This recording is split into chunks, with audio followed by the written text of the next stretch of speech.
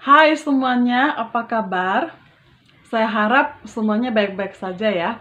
Nah, teman-teman, pada video kali ini saya mau sharing tentang eh, bagaimana caranya kita berdamai dengan hidup. Nah, apa sih hidup itu? Nah, hidup itu kalau dalam artian sempit atau secara leksikal gitu ya, secara sains bisa dikatakan ya ketika seseorang masih sebuah individu masih bernafas gitu ya. Nah, jadi selama masih bernafas itu dikatakan hidup. Dan ketika sudah tidak bernafas lagi itu namanya sudah tidak hidup. Nah, kalau saya artikan secara lebih luas, bahwa hidup itu adalah seperti sebuah misteri, seperti sebuah samudra di mana ada banyak sekali hal yang tidak terduga yang bisa terjadi seperti itu. Jadi hidup itu dalam artian luas itu adalah keadaan di mana ada banyak sekali hal yang akan kita alami atau jalani, itu kita tidak tahu pasti bagaimananya gitu ya. Itu kalau saya artikan secara luasnya. Nah, jadi teman-teman, kenapa kita harus berdamai dengan hidup? Ya, yang pertama adalah karena kita masih hidup. Jadi selama kita hidup, kita pasti berhadapan dengan berbagai macam situasi dan kondisi yang bisa mempengaruhi suasana hati kita, baik itu berupa hal yang bisa membuat kita senang ataupun bisa membuat kita sedih. Nah, kenapa kita perlu berdamai dengan hidup? Supaya kita di dalam menjalani hidup itu bisa lebih tenang, bisa lebih menikmati hidup itu sendiri. Nah, terus pertanyaan selanjutnya adalah bagaimana caranya kita berdamai dengan hidup?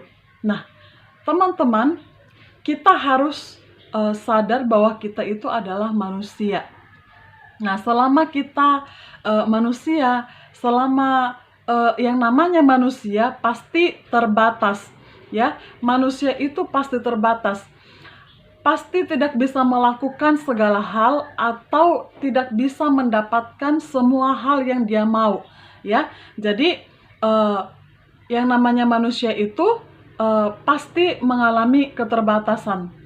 Walaupun dalam kategori manusia itu sendiri itu sudah manusia hebat gitu ya. Manusia hebat sekalipun atau manusia terpintar sekalipun pasti memiliki yang namanya keterbatasan.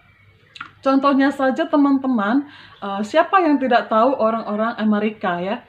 Mereka itu adalah orang-orang yang sangat maju dalam hal pemikiran, bahkan mereka sudah menemukan berbagai macam penemuan yang bisa mengubah dunia gitu ya. Kemudian Cina ya, orang-orang Cina juga orang-orang yang yang oke gitu, yang bagus ya. Jadi saya lumayan terkejut ketika tahu itu bahwa Cina itu sudah membuat loh, sudah menciptakan matahari buatan. Ya, itu sudah mereka selesai kerjakan di tahun 2019.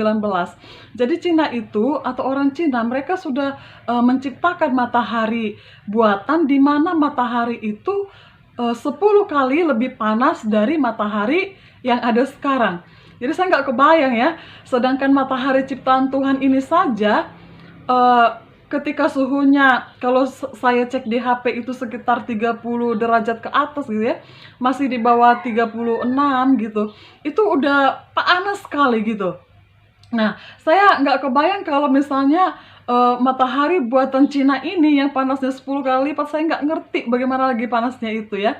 Nah, jadi itu teman-teman, ya kalau bicara manusia hebat gitu ya, ya di bumi ya, orang-orang Amerika, orang-orang Cina itu bisa kita katakan mereka adalah kebanyakan orang-orang hebat gitu. Nah, tapi pada tahun 2019 ketika matahari itu sudah selesai diciptakan, mereka itu akan luncurkan ya, itu kalau tidak di akhir tahun itu adalah di awal tahun 2020.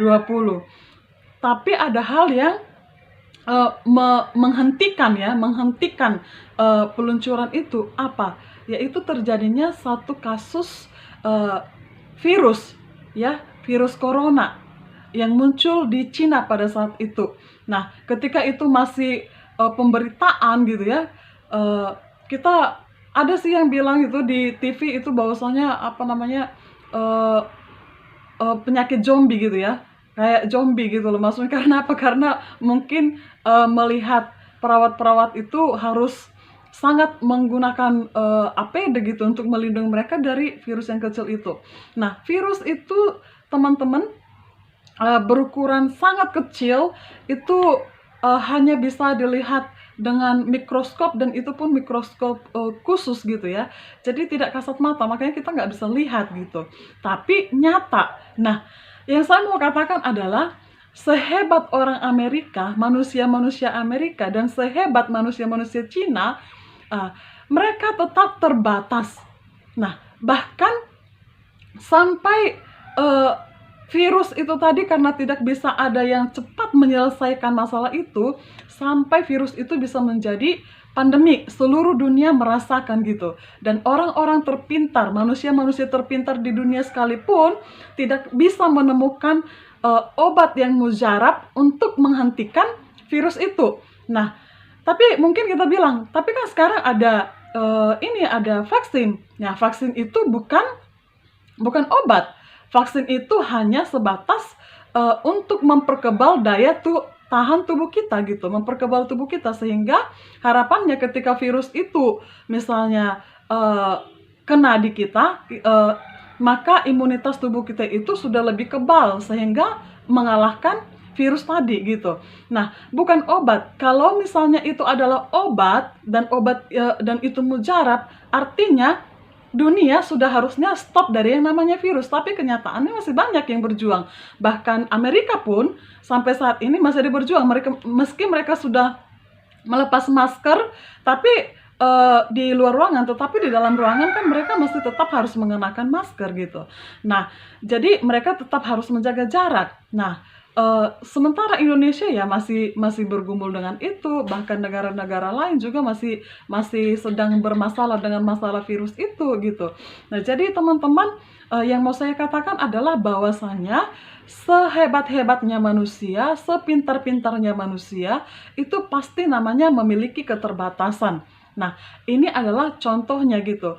Manusia terpintar sekalipun yang sudah bisa menciptakan matahari, bisa pergi ke bulan, dan bisa melakukan banyak hal lain, mereka tetap terbatas dengan tidak ada yang bisa menemukan apa sih obat yang 100% bisa bekerja untuk menstopkan yang namanya virus corona. Nah, jadi teman-teman, nah ini adalah bukti bahwa manusia itu terbatas. Nah, kemudian selain memiliki keterbatasan, manusia juga tidak bisa mengendalikan 100% kehidupannya. Jadi ada masa-masa atau kondisi di mana manusia itu tidak bisa mengontrol hidup itu sendiri. Contohnya saja, katakanlah seorang pelajar atau mahasiswa yang sudah belajar dengan sangat baik gitu ya untuk ujian yang dia akan hadapi, tetapi pada saat ujian itu justru dia tidak fokus karena ada hal-hal lain, akhirnya dia tidak menyelesaikan ujian itu dengan baik gitu. Kemudian ada juga orang yang sudah menjaga kesehatannya dengan sangat baik, contohnya dengan berolahraga, kemudian makan suplemen, ataupun makan jadwal makan yang teratur, dan juga menu-menu makan yang sangat teratur gitu. Tetapi justru orang-orang yang seperti itu yang jatuh sakit, dan sakit itu parah gitu. Kemudian ada juga orang yang sudah menikah bertahun-tahun, sudah mencoba berbagai macam cara untuk memperoleh keturunan, tetapi belum juga dikaruniakan momongan gitu. Jadi ada juga orang yang sudah melakukan yang terbaik buat pasangannya, menjadi yang terbaik gitu, berusaha menyenangkan hati pasangannya gitu, tetapi masih juga tetap dikhianati. Nah, ada juga masa di mana seseorang, katakanlah pengusaha yang sudah membangun usahanya bertahun-tahun gitu katakanlah, atau bahkan mungkin berpuluh tahun, tetapi karena suatu masalah gitu ya, contohnya aja seperti datangnya virus corona, akhirnya menghancurkan usaha itu yang dia sudah bangun sebegitu lamanya gitu. Nah, jadi teman-teman, hidup itu tidak semuanya bisa kita kontrol. Ada masa-masa di mana memang itu tidak bisa kita atasi gitu ya. Nah, jadi bukan berarti kita tidak berupaya yang terbaik. Nanti kalau kita selalu berpikiran, oh nanti kita berusaha akhirnya akan seperti itu gitu ya. Kita mencoba treatment itu untuk mendapatkan keturunan, tetap aja seperti itu, bukan jadi seperti itu ya. Tetapi memang sebagai manusia kita tetap harus melakukan yang terbaik untuk memastikan bahwa kita akan mendapatkan hal yang lebih baik. Tetapi yang saya mau katakan adalah sebagai manusia kita tidak sepenuhnya bisa mengontrol yang namanya hidup itu ya. Nah teman-teman, jadi kita perlu berdamai dengan hidup supaya kita bisa menjalani atau menikmati hidup itu dengan lebih baik. Jadi kita tidak harus berpikir bahwa kita bisa mendapatkan semua yang kita mau atau kita bisa menjadi semua yang kita mau gitu ya. Jadi itu dia teman-teman sharing saya kali ini. Next video saya akan sharing tentang bagaimana cara berdamai dengan diri sendiri, karena berdamai dengan diri sendiri itu sangat penting ya. Saya akan buat di video saya selanjutnya. Jadi teman-teman yang belum subscribe, silahkan subscribe dulu channel saya ini, kemudian bunyikan notifikasi sehingga teman-teman bisa dapat update video saya yang terbaru. Jadi itu dia sharing saya kali ini teman-teman. Sampai jumpa kembali di video saya selanjutnya. See you!